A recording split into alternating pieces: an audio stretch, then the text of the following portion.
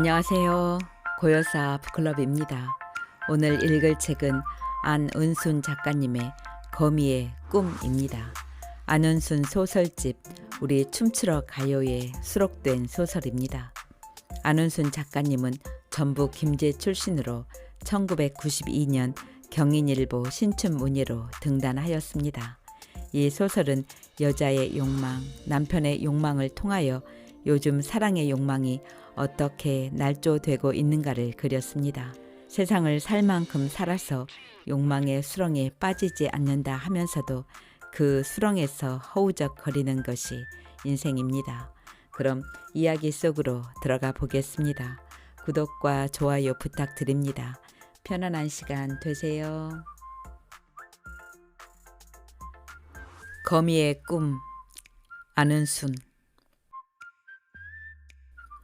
뒤에 서 있던 운석이 갑자기 영숙을 안는다. 아, 좋다. 그는 영숙의 머리에 얼굴을 묻었다. 그녀는 당황했지만 얼음처럼 차고 고독해 배던 운석을 연민하던 때문인지 오히려 그의 손을 가벼이 잡아준다. 그녀도 조용한 바다처럼 마음이 고요하다. 남편이 아닌 다른 남자의 품에 안겨서도 평안할 수 있다는 것이 신기롭다. 그녀는 생각했다. 그래, 나도 나이를 먹은 거야. 하나님도 이해하실 거야. 그녀는 스스로 위로했다. 못 견디게 외로운 나에게 옛 친구를 다시 만나게 해준 것이 그 증거야. 운석의 팔은 다시 영숙의 허리를 힘주어 더욱더 꼭 안는다. 갈비뼈가 부러질 것만 같아 저절로 아 소리가 났다. 운석이 놀라서 팔을 놓는다. 그러나 운석의 입김이 다시 귀밑 가까이에 느껴진다. 그녀는 그의 팔을 떨치려 몸을 비틀어 보지만 그는 거머리처럼 붙어서 놓지 않는다. 가만히 있어봐. 너무 좋지 않아? 음과 양의 결합은 이렇게 평안한 거야. 그의 목소리가 나는 뒷목이 간지럽다. 간지러워요. 그녀는 까르르 웃었다. 웃어서는 안 될 것 같은데 웃음이 나왔다. 엘리베이터 문이 열렸다. 둘이는 서로에게서 황급히 떨어졌다. 엘리베이터 밖에는 아무도 없었다. 영숙이 종종 걸음을 쳐서 먼저 내리자 운석도 따라서 밖으로 나온다. 언제든지 그림 그리러 와요. 시는 그림이고 그림은 시인데 스치는 영감을 그림으로도 표현해 보세요. 아무렇지도 않은 두 손을 내밀어 악수를 하면서 운석은 말했다. 영숙은 웃기만 했다. 그녀는 수묵화보다도 서양화가 더 하고 싶다는 말은 하지 않았다. 학창시절 내내 그림을 그리고 싶어 했다. 그러나 끝내 그림 공부를 할 기회는 없었다. 시인이 된 뒤에는 시에만 전념했다. 그런데 새삼스럽게 운석이 그림을 그리자고 끈질기게 권유를 해온다. 이제라도 그림 공부를 시작해봐. 전철을 타고 가면서도 그녀는 많이 갈등했다. 그의 포옹은 뜻밖이었다. 운석의 화실에 갈 때면 그녀는 청바지에 푸른색 품이 넉넉한 티셔츠 차림으로 갔다. 그만큼 운석과의 관계가 친구 이상이 아니라는 점을 강조하려는 의도에서다. 그런데 운석이 전에 없는 행동을 한 것이다. 좁은 공간에 둘만 있었기 때문에 충동적으로 그랬는지도 모른다. 그러나 영숙은 자신이 성폭행에 가까운 그의 행동에 조금도 놀라지 않았다는 것이 더 이상했다. 티셔츠의 청바지 차림은 허세일 뿐 마음속엔 이미 그의 포옹을 기다리고 있었던 듯이 거부의 몸짓 한 번 없이 받아들이지 않았던가. 그뿐인가. 조금도 운석을 치안으로 치부할 마음도 없었다. 오히려 화실에서의 나무 토막 같은 모습보다 훨씬 그녀의 마음에 가깝게 다가왔다. 운석을 만난 보람마저 들었다. 가슴에선 은빛 파도가 일렁댔다. 그래, 그동안의 외로움을 다 보상받을 거야. 30년 전에 남친 운석을 다시 만난 것은 정보화 시대 탓이었다. 어느 날 휴대전화가 왔다. 김영숙 씨 맞나요? 네, 그런데요. 누구신가요? 절 기억하실지 모르겠네요. 강운석이라고 합니다. 순간 영숙의 기억 회로는 쌩 자동 버튼이 작동되듯 30년 전으로 돌아갔다. 추운 겨울 이것만 검정 바바리 코트를 얇게 입은 구부정하고 바짝 마른 청년이 떠올랐다. 쪽으로 입술 끝이 올라가게 웃던 수줍음 많은 청년은 영숙이 고등학교 3학년 때 난생 처음 소개받은 남자였다. 우리 학교에서 그림을 제일 잘 그려. 그림 대회마다 상이란 상은 다 얘가 탄다니까? 네가 그림을 잘 그린다고 하니까 소개해 달라고 해서. 동창생 달수는 기차역 대합실에서 그를 만나게 해주고는 그 자리를 훌쩍 떠났다. 그날 둘이는 역전 광장 한 귀퉁이에서 외면하고 서서 몇 마디 알 수 없는 말만 하고는 헤어졌다. 아마도 시화전에 내놓은 영숙의 시에 대해서 이야기를 한 것 같다. 그는 빵집에도 가지 않고 역전 광장 한 구석에서 뭔가를 묻기도 하고 말하기도 하다가 기차가 들어왔다며 조급히 떠났다. 영숙은 그때 이후로 강운석이라는 남학생을 더 이상 만나지 않기로 했다. 그래도 가끔씩 오는 편지는 싫지 않았다. 만났을 때보다 편지가 더 그럴듯했기 때문이다. 특히 크리스마스 카드는 더 좋았다. 그는 크리스마스 카드를 직접 그려서 보냈다. 청색 바탕에 노란 보름달이 떠있고 절구질을 하는 토끼가 그려진 카드는 특히 기억에 남는다.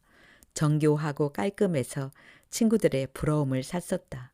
영숙은 결혼한 뒤에도 그 카드만은 앨범 안에 간직하고 있었다. 그의 그림이 좋다든가 소중해서라기보다 그 카드에는 학창 시절에 문예반에서 활동하던 시가 쓰여 있었기 때문이다. 학생회관에서 고교생 시화전에 있었는데 운석은 그때 출품한 영숙의 시를 공책에 적어 놓았던지 카드 한쪽에 그 시가 쓰여 있었다. 고등학교를 졸업하자 그는 바로 군대에 갔다. 나이가 또래 애들보다 많았기 때문이다. 군대 간 뒤로 그의 편지는 더 자주 왔다. 그러나 영숙은 대학에 가지 않고 군대에 간 그와 편지를 하는 것이 썩 내키지만은 않았다. 그러나 그 시절엔 편지 쓰는 것이 유일한 낙이었으니 오는 편지에 답장을 하곤 했다. 그가 군에서 제대를 했을 때 만나자는 엽서를 보내왔다. 취직도 못하고 집에서 눈칫밥을 먹던 때다. 오랜만에 외출도 할 겸 그가 기다린다는 역전 다방으로 나갔다. 그런데 이때 본 그는 예전의 비실이가 아니었다.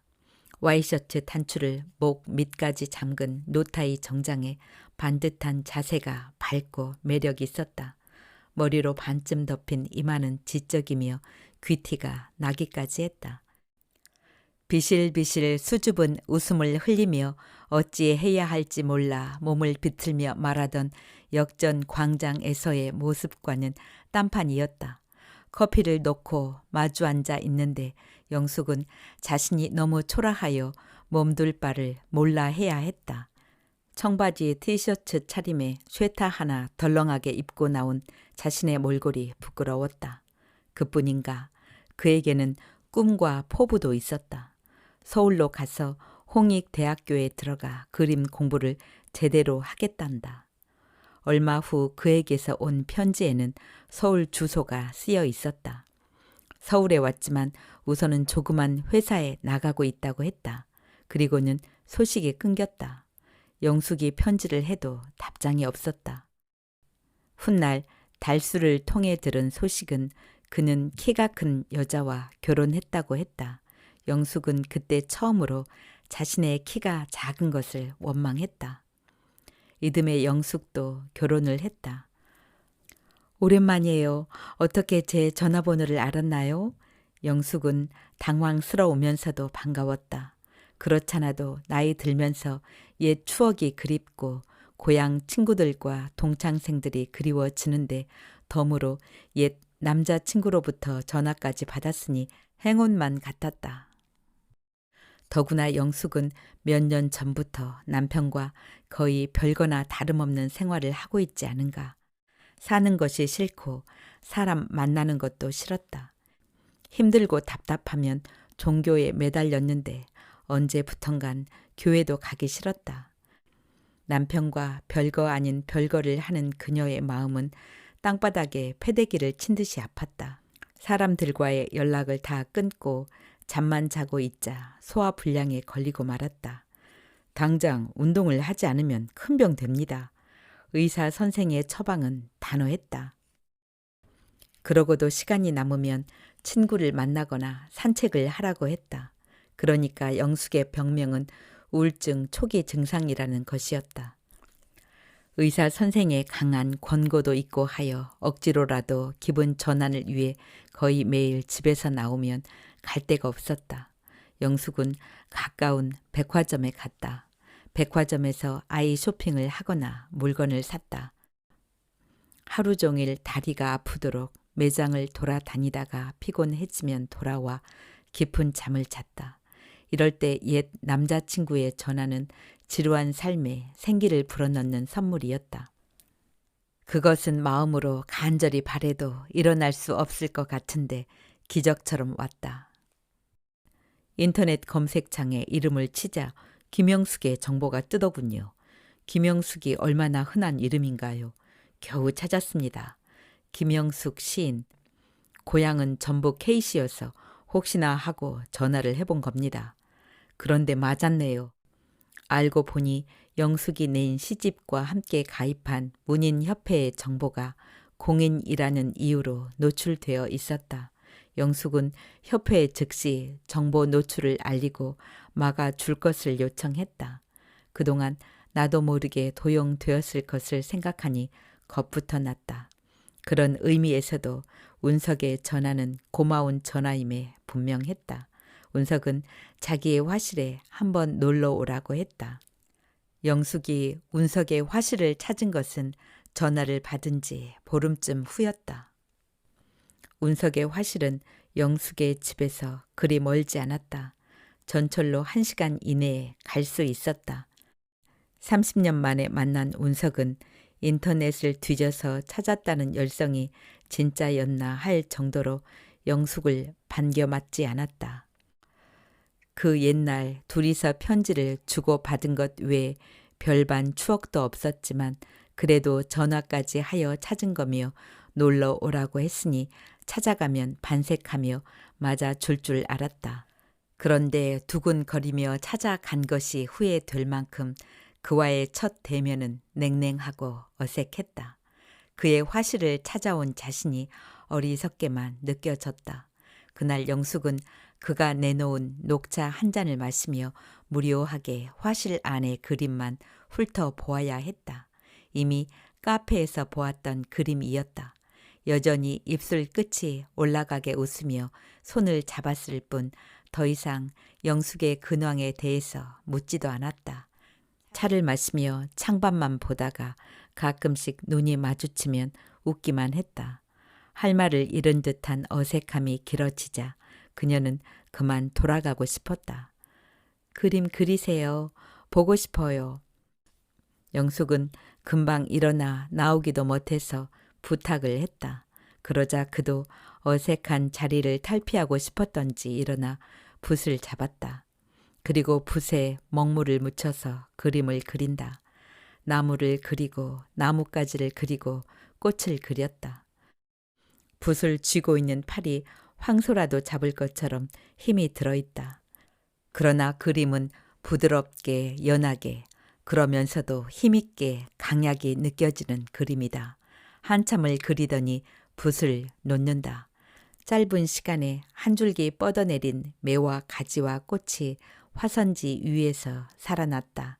영숙은 감탄은 했지만 크게 찬사는 하지 않았다. 화가 나는데 그 정도는 당연히 그려야 하는 게 아닌가 하는 마음이었다. 나도 문학 공부는 했습니다. 소설 공부, 시 공부 다 했습니다. 무엇이든 물어봐요. 내가 다 대답할 거니까요. 그는 기분이 좋은 듯 떠들었다. 영숙은 답답한 마음을 갖고 화실을 나왔다. 엘리베이터를 타고 내려오는데 운석이 뒤따라왔다. 그리고 전철역까지 배웅해 줬다. 아주 건강해 뵈네요. 카드를 접지하고 출구를 나가는데 처음으로 영숙에 대해 관심을 표했다. 그는 출구 앞에 서서 그녀가 계단을 내려가는 것을 끝까지 지켜봤다. 두 번째로 운석의 화실에 갈 때는 아무리 어려운 자리라도 거칠 것 없는 입담으로 분위기를 밝게 하는 문우 신혜가 동행이 되었다. 시를 쓰고 그림을 그리는 신혜는 운석에게 상당한 호기심을 갖고 있었다. 무엇보다도 운석이 그림을 그리고 글을 쓴다는 점에서 동질감과 동료의식이 느껴지고 대화가 될 것 같다는 것이었다. 신혜는 운석의 화실에 앉아 차를 마시면서 어린애 같은 호기심을 갖고 전곡을 찌르는 솔직한 질문을 퍼부었다. 왜 김영숙 씨를 찾았어요? 연인도 아니었다는데. 연인이 아닌데 찾는다는 것은 거의 없는 일이거든요. 운석이 첫 만남임에도 불구하고 무례하고 비상식적인 대접을 했다는 것을 들은 바 있는지라 신혜는 작정한 듯이 이것저것 본론부터 짚고 넘어가려 했다. 운석은 조금 당황하며 입술을 비긋이 물고 여느 때처럼 창밖만 바라보고 있었다. 가끔 신혜의 거침없는 말에 그로테스크한 미소를 띠긴 했지만 거의 냉랭한 표정으로 아무 소리도 못 들은 것 같은 얼굴로 의자에 가만히 앉아 있었다. 적어도 30년 전에 여친을 찾았으면 그 이유가 있어야 하는 것이 아닌가. 미련이 남았다든가 아니면 소식을 알 수 없는 친구 달수를 찾고 싶어서라든가. 영숙도 신혜같이 묻지는 못했지만 그 의중은 알고 싶었다. 인터넷 검색창을 통해 찾게 된 동기가 있어야 하는 게 아닌가. 신혜와 같이 앉아서 운석의 말을 기다릴 때 핸드폰이 울렸다. 남편이었다. 갈비 왔어? 말없이 집을 나간 지 몇 주 만에 온 전화치고는 엉뚱했다. 밑도 끝도 없이 갈비가 왔냔다. 무슨 갈비? 갈비 오면 받아놔. 전화는 일방적으로 끊겼다. 영숙의 대답도 듣지 않고 끊어져 버렸다. 남편은 이제야 서서히 집 생각이 난 것 같았다. 영숙은 핸드폰만 노려보다가 폴더를 덮어버린다. 어렵고 복잡하게 생각하지 마세요. 운석은 점심을 먹으러 간 식당에서야 물수건으로 손을 씻으면서 신혜에게 말했다. 신혜는 주문한 음식값을 먹기도 전에 성급하게 계산하고 막 앉다가 눈을 크게 뜨고 무슨 소린지 이해가 안 간다는 듯 멀뚱거렸다. 그러나 금방 눈치를 채고 아 하며 고개를 끄덕였다. 영숙을 찾게 된 솔직한 대답을 피하겠다는 뜻이리라. 그림을 팔고 싶거나 그림 공부하러 오라고 전화한 것이 분명한 거야. 요즘 화가들이 다 어렵거든. 유명 화가 그림은 몇 천만 원씩 하며 부르는 게 값이지만 무명 화가들은 목구멍에 풀칠을 하기도 힘들거든. 결국 그림을 그려 밥 먹고 산다는 화가로 영숙이한테 그림 한 점 팔고 싶어 자존심을 접고 찾은 것이라는 신혜의 결론은 마음에 썩 들지 않았다. 하지만 달리 해석이 안 되니 어쩌는 도리가 없었다. 점심값도 신혜가 낼 만큼 그는 점심 한 끼 사는데도 소극적이었으니까. 그날 영숙은 운석의 화실을 나와 신혜와 강변을 걷다가 돌아왔다. 그래도 소신이 있고 기생 오라비같이 살랑거리지 않는 것이 매력은 있네. 남자를 사귀려고 보면 여자한테 빌부터 먹으려 하고 정말 째째해서 못 사귀겠더라니까. 자의식이 강하고 독선적이지만 저만한 남자도 없을 거야. 여자한테 잘 보이려고 찝적이지도 않고 자기가 사귀기 싫으면 그때 나한테 소개해줘. 너무 뻣뻣해서 맛은 안 나지만 우선 가까이서 사니까 가끔 술이나 먹게. 히히히 남자도 베풀면서 사귀는 거지 맨입으론 안 되더라고. 오랫동안 혼자 사는 것이 외로워 몇 번 남자를 만난 적이 있는 시내는 평범하지 않은 운석을 나름대로 호의적으로 평했다. 쓰레기 수거차 소리에 눈을 떴다. 방 안은 환했다. 시계를 보니 6시가 넘었다. 영숙은 이불을 머리 끝까지 끌어올리고 누워있다. 오늘은 무엇을 할까? 날이 밝는 것이 싫다. 이제 백화점 가는 일도 지쳤다. 살 것도 없는데 백화점을 배회하자 점원들이 수상하게 바라보는 것 같았다. 깊은 잠은 우울증에는 최고의 치료제입니다. 잠은 날카로워진 신경을 쉬게 하는 효과가 있거든요. 의사 선생은 그녀가 병원에 갈 때마다 말했다. 그러나 낮에도 잠만 자는 것은 안 됩니다. 치료에 효과가 없습니다. 낮에는 되도록 밖으로 나가 친구라도 만나고, 그럴 친구가 없으면 백화점에 가서 아이 쇼핑이라도 하세요. 밥을 같이 먹을 사람이 없다고 끼니를 거르는 것도 안 됩니다. 가족들과 밥 먹을 때처럼 시간 맞춰서 식사하고 규칙적인 생활을 해야 합니다. 영숙은 의사 선생의 말을 생각하며 억지로라도 일어나려 했다. 베트남 여자와 남자아이가 떠오른다. 베트남 여자는 남편과 같이 식탁에 앉아 밥을 먹고 있다. 그녀는 벌떡 일어났다. 창문을 활짝 열어놓고 숨을 깊이 들이쉰다. 라일락이 무성하다. 라일락 나무에는 거미줄이 쳐 있다. 거기에 잠자리가 걸려 있다. 방금 전에 걸린 듯 잠자리는 날개를 퍼덕이고 있다. 어머머! 영숙은 안타까워 소리쳤다.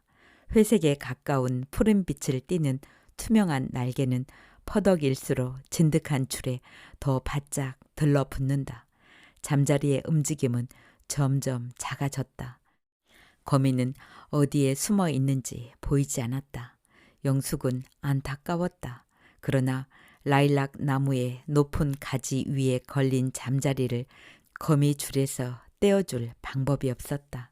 잠자리는 계속 퍼득이며 벗어나려 하지만 그러면 그럴수록 거미줄에 꽁꽁 묶여졌다. 영숙은 창문을 닫아버린다. 아침부터 냉혹한 생존의 현장을 보는 것이 언짢았다. 영숙은 책상으로 가서 앉았다. 컴퓨터를 켠다. 요즘 그녀의 낙은 카페마다 배회하는 것이다. 주로 운석의 그림방을 배회했다. 매낭 국죽을 보고 날뛰는 듯한 황소를 보고 동자가 개울에서 물고기를 잡는 그림을 본다. 무슨 갈비가 어디서 온단 말인가? 문득 남편한테서 온다는 갈비가 아직도 안 왔다는 생각이 났다. 언제 오는데 아직도 안 왔지? 영숙은 핸드폰의 숫자를 눌렀다. 왜? 남편의 대답은 여전히 무 자르듯 간단했다. 무슨 갈비가 언제 오는데? 금요일에. 아직 멀구만. 벌써부터 전화하고 그래? 택배로 갈 테니까. 냉동고에 넣어둬. 먹을 사람도 없는데 보내지 마세요. 벌써 부탁했으니까 받아서 냉동 보관해. 내가 집에 가서 다 먹을 테니까. 자기는 언제 오는데? 그러나 대답 대신 전화가 끊겨버렸다. 웬수. 요즘 영숙이 자주 남편에게 하는 욕이다. 언제부턴가 남편은 웬수가 됐다. 억울하고 기분이 나쁜 대로라면 이혼이라도 해버리고 싶다. 웬수. 영숙은 다시 한번 진저리를 쳤다. 영숙은 거칠게 마우스를 잡고 커서를 누른다. 이럴 때 끓어오르는 속을 어쩌지 못하고 괴성을 지르거나 접시나 주변에 물건을 던졌다. 그런데 운석과 만난 뒤로는 처연해졌다. 욕하고 물건을 부순다고 남편을 젊은 베트남 여자한테서 돌아오게 할 수는 없었다. 영숙은 운석이 자기를 찾은 것이 생각할수록 신기했다. 어쩌면 운명적으로 끊을 수 없는 인연이었던 것은 아닐까 하는 생각도 들었다. 좀 비상식적이고 비사회적이며 이기적이지만 뻔뻔하고 되바라진 남편보다는 낫다는 생각이 들었다. 화실에 처박혀 살고 있지만 그림을 그리는 예술가가 아닌가. 창작을 한다는 자부심이 지나쳐 아집과 독선에서 헤어나지 못하는 것은 예술가의 기질인지도 모르겠다. 절 만나 보니까 실망됐지요. 언젠가 그는 화선지를 펼쳐놓고 매화를 그리면서 말했다. 그녀는 고개를 끄덕였었다. 그러나 그의 실망하는 표정을 보는 순간 고개를 끄덕인 것을 후회했다. 친구라면 그를 이해해야 한다. 운석이 사랑하지도 않으면서 전화를 하여 자기 화실을 찾게 한 것은 신의 말대로 먹고 살기 위해서인지도 모른다. 그렇지만 30년 전에 여친인 영숙을 찾았다는 것은 꼭 그림을 팔기 위한 것만은 아닐 것이다. 사람이라면 그리운 사람을 만나고 싶어 하지 않는가. 더구나 이제는 만나도 될 것 같은 나이가 아닌가. 새 그림이 올라와 있다. 영숙이 갈 때마다 그리던 매화 그림이다. 한 개였던 가지는 세 개로 뻗어 있다. 가지마다 꽃이 듬성듬성 피었다. 오른쪽으로 길게 뻗어 있는 잔가지 위에 참새 한 마리가 앉아 있다. 위를 향해 입을 쫙 벌리고 있는 것이 짝을 찾아 애달프게 노래라도 하는 듯 보인다. 참새가 외로워 보여요. 그녀는 댓글이 쓰고 싶어진다. 그러나 댓글을 쓰지 않는다.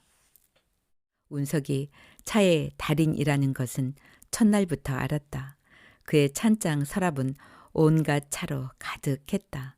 설록차, 작설차, 국화차, 뽕잎차, 홍차, 감잎차 등등 때문에 영숙이 커피를 주문했을 때도 한국 사람이 왜 커피냐며 녹차를 손수 타주었다.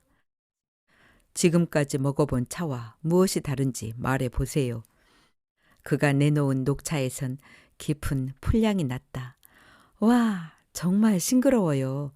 녹향이 이런 것인 줄 이제야 알겠네요. 영숙은 감탄하며 엄지를 내밀었다. 차의 맛은 온도에서 나옵니다.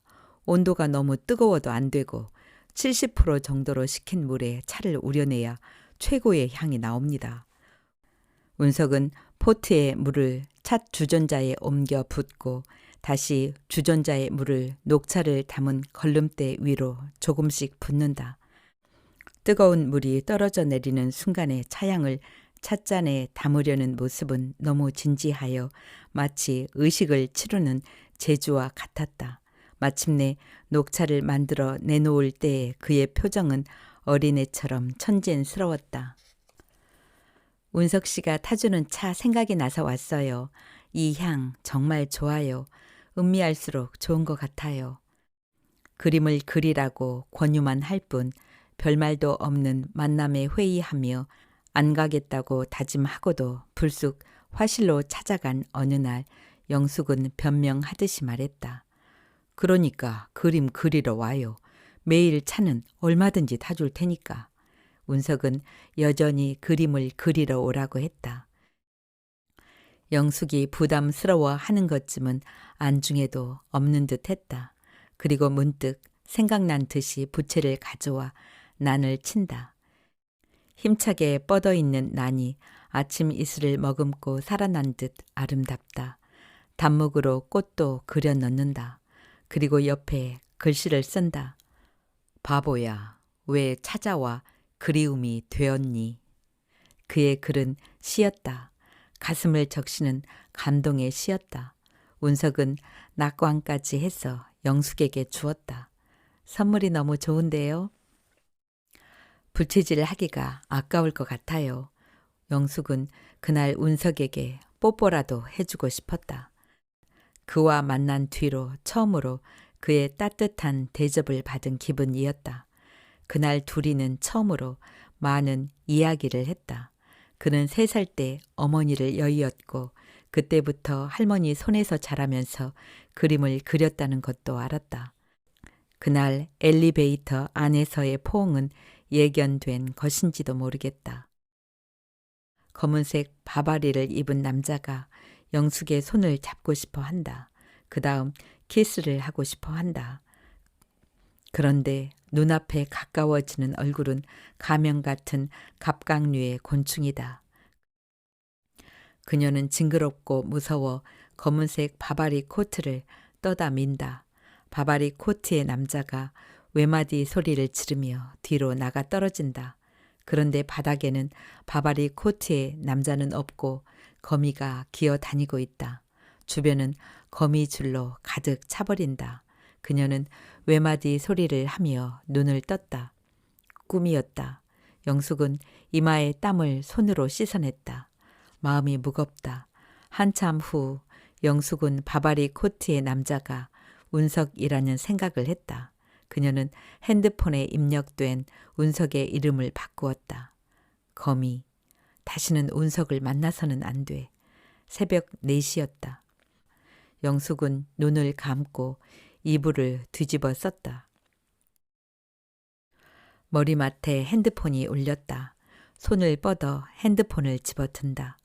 거미라는 글씨가 떠있다. 순간 반갑다.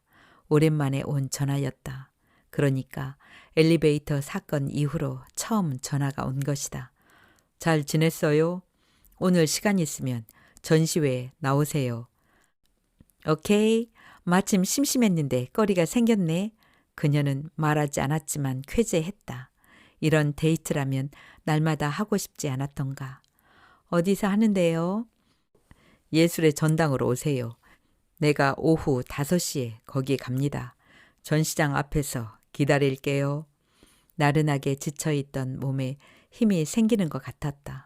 그녀는 벌떡 일어나 창문을 활짝 열어 젖히고 하늘을 본다. 8월의 하늘은 쾌청했다. 나무들은 초록으로 더욱 진한 녹음을 만들어내고 있다. 세면대로 가서 찬물로 얼굴을 씻기 시작했다. 거울 앞에 앉아 화장을 했다. 스킨을 바르고 로션과 영양크림을 바르고 아이크림에 립크림까지 정성껏 발랐다. 생기 없는 얼굴은 이것저것 바르는 동안 보송하니 매끈해졌다. 시계를 본다. 약속 시간까지는 아직 멀었다.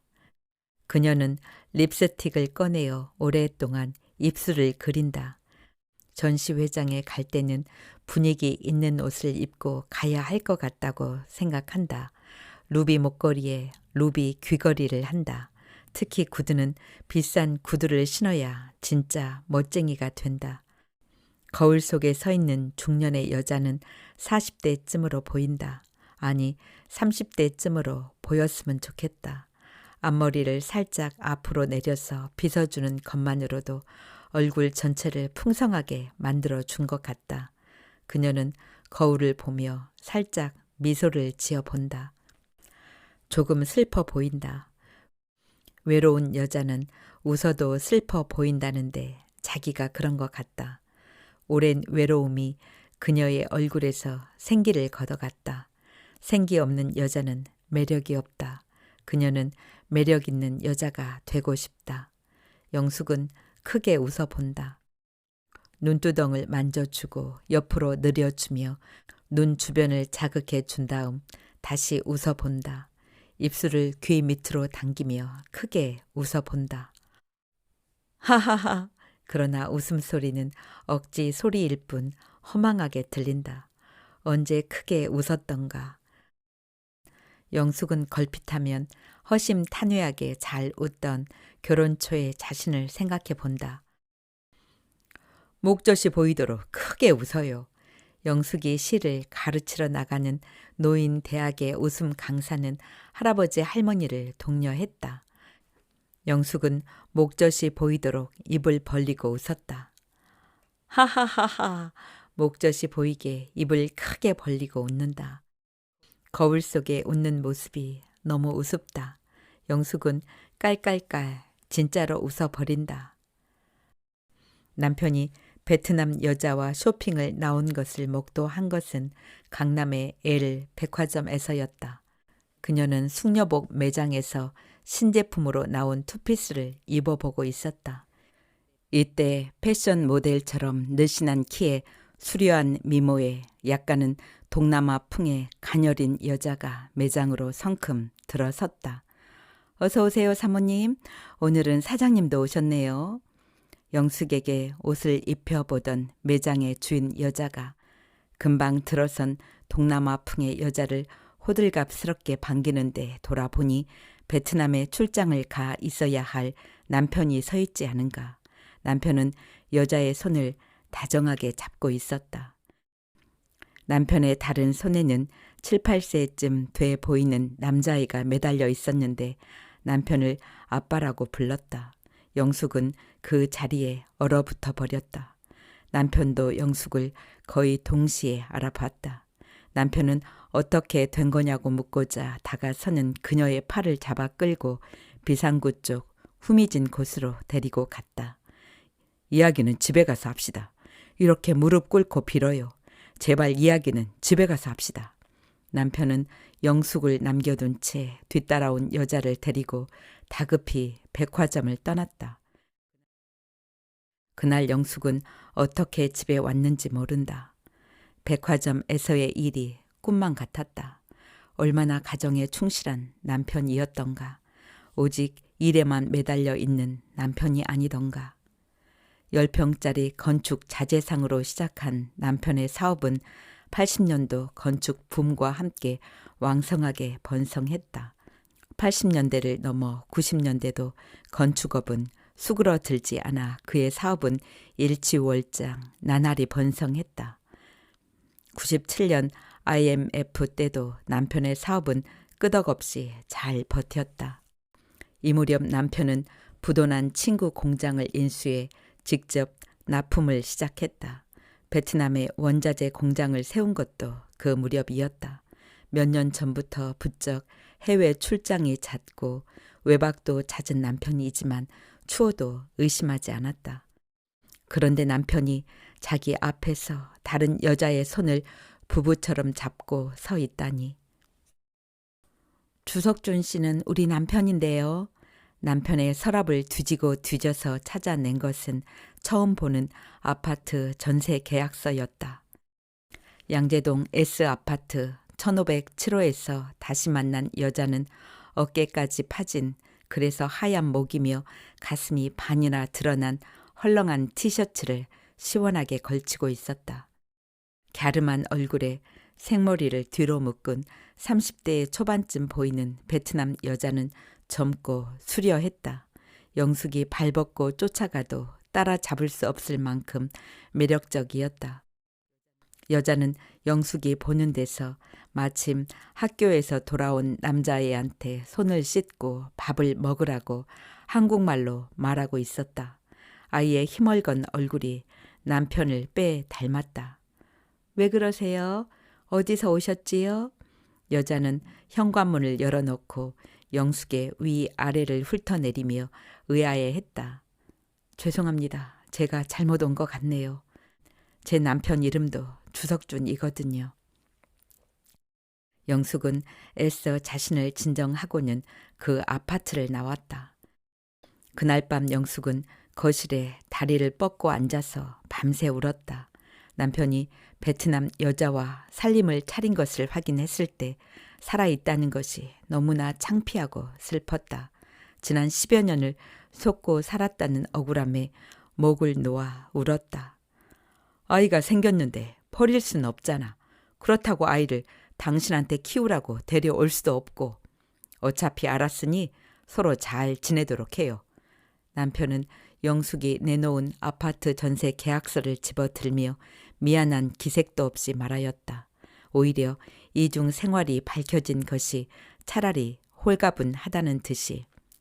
남편은 울고 소리치며 거실에 물건들을 던지고 부수는 영숙을 붙잡고 말리기는커녕 도망치듯이 나가버렸다. 그날 영숙은 집안을 난장판으로 해놓고 혼절했다가 깨어났다. 지쳐 자다가 깨어난 그녀는 버림받았다는 억울함에 오른팔 동맥을 잘랐다. 내가 뭐라고 했어? 당신도 행복할 권리가 있다고. 나만 들볶지 말고 당신 스스로 행복을 찾아봐요. 당신이 동맥을 자른다고 내가 그 여자를 버릴 수는 없잖아. 향수 냄새를 풍기며 병원으로 찾아온 남편의 마음은 조금도 변한 것이 없었다. 반성하는 기미도 보이지 않았다. 영숙은 죽음만을 생각했다. 그것만이 남편에게 복수하는 길이라고 생각했다. 영숙은 3일 동안 밥도 안 먹고 물도 안 먹었다. 푸른 바다가 보이는 모텔 침대에 누워 잠만 잤다. 나흘째 되는 날 그녀는 물을 한 모금 마셨다. 목을 타고 내려가는 물맛이 밍밍했다. 고향에서 먹던 샘물이 생각났다. 한여름에 두레박으로 떠올려 먹던 샘물은 얼마나 시원하고 맛있었던가. 온 동네에 사람이 와서 먹던 느티나무 아래 샘물, 두레박에 입을 대고 벌컥벌컥 먹었다. 그 청량한 물맛, 그때 고향의 물 생각이 간절했다. 그 물만 먹으면 가슴을 누르고 있는 어둠의 덩어리가 쑥 내려갈 것 같았다. 살고 싶어. 그녀는 언니한테 전화를 했다. 소식을 듣고 언니는 속초까지 달려왔다. 영숙은 언니가 사온 전복죽을 먹었다. 난 안 죽어. 죽기는 왜 죽어? 영숙은 울면서 전복죽을 다 먹었다. 전시장 앞에 운석이 서 있다. 회색에서 벽돌색으로만 바뀌었을 뿐 여전히 개량 한복을 입고 구부정하게 서 있다. 누구를 기다리기보다 자신의 생각에 잠겨 있는 듯 보였다. 아니나 다를까 옆구리를 쿡 찔러서야 돌아다 보더니 영숙의 위아래를 훑어보며 빙그레 웃었다. 치마를 입으니 예뻐요. 난 여자가 치마를 입어야 예뻐 보인다니까. 바지를 왜 입는지 모르겠어요. 여전히 구닥다리 같은 소리를 하고 있다. 할아버지 같은 소리는 그만하고 전시장에 가요. 영숙은 언제부턴가 비사교적인 운석으로부터 자유로워졌다. 그의 아집과 독선의 저변은 언제나 열등의식과 소심함에 의한 자기 방어적 행동일 뿐이라고 일축하기로 했다. 그녀는 자기 안에 갇힌 듯한 운석을 이끌어 줄 필요를 느꼈다. 출입문 앞에 줄지어 세워진 화한 앞을 지나자 전시장이었다. 휴일 이것만 한국화 10인 전시회장은 생각보다 조용했다. 산수화가 주류를 이루는 가운데 운석의 그림 2점이 전시되고 있었다. 제목은 장미와 매작도였다. 장미는 40호 화선지 가득히 장미꽃이 그려져 있고 매작도는 45짜리 화선지에 여백을 시원하게 살린 매화나무 가지에 참새 한 마리가 앉아 있는 카페에 올린 그림이었다. 여전히 매화꽃이 듬성듬성 피어 있고 줄기 끝에 앉아 있는 참새가 유난히 외로워 보였다. 참새가 2마리였으면 좋겠어요. 영숙은 안타깝다는 듯이 그림을 보며 말했다. 그러자 운석은 고개를 절레절레 저었다. 입술을 비긋이 물고 있는 것이 영숙이 지적하는 것을 인정하기 싫은 것 같았다. 장미가 열정적이네요. 선생님의 그림 같지 않아요. 영숙은 운석에게 선생님이라고 했다. 30년의 세월이 호칭을 격상하고 있었다. 날 잘 모르네요. 내 가슴이 이렇거든요. 그는 구부정한 자신의 가슴을 가리켰다. 호호호. 영숙은 크게 웃었다. 그림은 화가의 마음이고 생각이지요. 난 외로운 화가지요. 어려서부터 지금까지 고독을 벗삼아 산 것 같아요. 그래서인지 지금도 어린애처럼 나만 생각해요. 아내도 있고 자녀도 있는데 왜 그렇게 생각해요? 그래요. 우리 집사람은 그렇게 말해요. 그러나 이제는 지쳤대요. 나 하고 싶은 대로 하라며 상관도 하지 않아요. 그래서 난 훨씬 자유로워졌지요. 마음껏 그림만 그릴 수 있는 전업 화가가 된 거지요. 그런데 날 이해하고 행복해 줄 사람이 필요한 것 같아요. 누가 좀 나한테 그렇게 해줬으면 좋겠어요. 누가 그렇게 해주나요? 내가 다른 사람을 배려할 때 나도 그런 대접을 받는 거 아닌가요? 나도 알지요. 그런데 그것이 나는 안 돼요. 난 언제나 혼자예요. 나한테 왔다가 다 떠나지요. 영숙 씨도 언젠가는 떠나겠지요. 웃으면서 말하고 있지만 울 것 같은 얼굴이었다. 영숙은 운석의 손을 잡았다. 어디 가서 밥이나 먹어요. 어디서 그런 용기가 났는지 모르겠다. 생각보다 운석이 나약함을 알았기 때문인가. 둘이는 모처럼 정말 만난 지 처음으로 같은 마음으로 삼겹살을 먹고 술을 마셨다. 맥주 2병을 다 마시고 나자 운석은 말이 많아졌다. 내가 그림보다 더 좋아하는 것은 어머니 같은 여인입니다. 내가 하고 싶은 것이라면 말리지 않고 마음껏 하게 도와주는 인자한 어머니, 사랑이 많은 어머니를 나는 매일 그리워하였지요. 영숙 씨가 그런 여자였으면 좋겠어요. 그 옛날 나에게 쓴 편지의 한 구절은 지금도 생각이 나요. 추사 김정희 같은 화가가 될 것 같아요. 부디 훌륭한 화가가 꼭 되세요. 라고. 어머, 제가 그런 말을 했다고요? 그 말에 힘을 얻었지요. 전 화가가 되기 위해 시간만 나면 그림을 그렸어요. 국전에도 몇 번 입선했고 개인전, 동호회전 해서 10회 이상 전시회도 가졌지요. 전업 화가를 선언한 뒤로 영숙 씨 생각이 많이 났어요. 그런데 우연히 영숙 씨에 대해 알게 됐지요. 영숙 씨와 똑같은 이름의 화가가 있었는데 그 사람의 카페를 찾다가 영숙 씨가 시인이 된 것을 알았지요. 다시 만날 수 있으리란 기대는 안 했는데 이렇게 만날 수 있다니 우린 어쩌면 천생연분이 아닌가 싶네요. 천생연분? 천생연분이 뭐지요? 직역해서 하늘에 섭리가 있는 인연? 그날 둘이는 술잔을 부딪히며 맥주를 더 마시고 취해서 택시를 탔다. 눈을 떴을 땐 모텔이었다. 운석이 옆에서 몸을 새우처럼 웅크린 채 자고 있었다. 영숙은 자고 있는 운석을 흔들어 깨웠다. 운석은 아직도 술에서 덜 깬 얼굴로 방 안을 둘러보더니 모텔임을 확인하고 빙그레 웃었다. 기사님이 우리를 연인으로 알고 모텔에 놓고 간 것 같네요. 시간은 자정이 넘은 시간이었다. 우린 아무 일 없는 거지요? 영숙은 가방을 챙기며 일어났다. 운석이 영숙의 손을 잡았다. 그런 것이 뭐이 중요해요. 우린 그런 나이 지나지 않았나요? 어차피 늦었는데 오늘은 여기서 자고 가요. 운석은 영숙의 가방을 뺏고 침대 위에 앉게 했다. 그녀는 이끄는 대로 침대 위에 앉았다.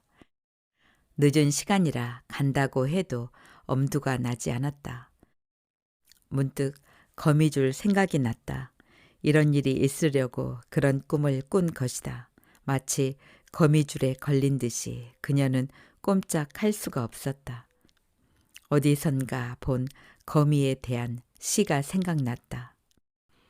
으스러지게 설움에 몸을 태우는 것은 내가 바라는 것이기 때문이다. 그녀는 일어나야 한다고 생각하면서도 일어나지 않는 자신을 거미란 시가 잘도 표현한 것 같다고 생각했다. 아, 덥다. 문득 운석은 벽돌색 개량 한복 상의를 벗었다. 옷을 왜 벗나요? 망측하게? 영숙은 눈을 감고 고개를 돌렸다. 오늘 밤 우리 이렇게 앉아서 만리장성을 쌓아요. 운석은 개의치 않아 하며 영숙의 손을 잡았다. 창밖에서 매미가 자지러지게 울고 있다. 그림방엔 새의 그림이 올라와 있다.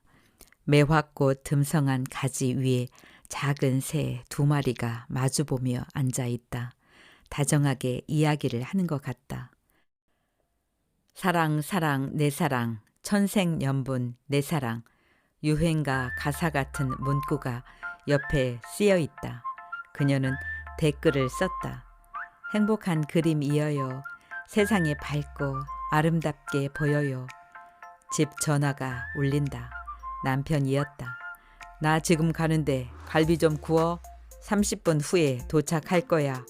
남편의 전화는 그녀가 대답하기도 전에 끊겼다. 그녀는 썼던 댓글을 지우고 컴퓨터를 껐다. 냉동실에서 갈비를 꺼내 전자레인지에 넣는다. 주방 라디오에선 사랑이란 노래가 흐르고 있다. 그녀는 밥을 하면서 어느덧 노래를 따라 흥얼거린다. 사랑은 오래 참고, 사랑은 온유하며, 사랑은 시기하지 않으며, 자랑도 교만도 아니하며,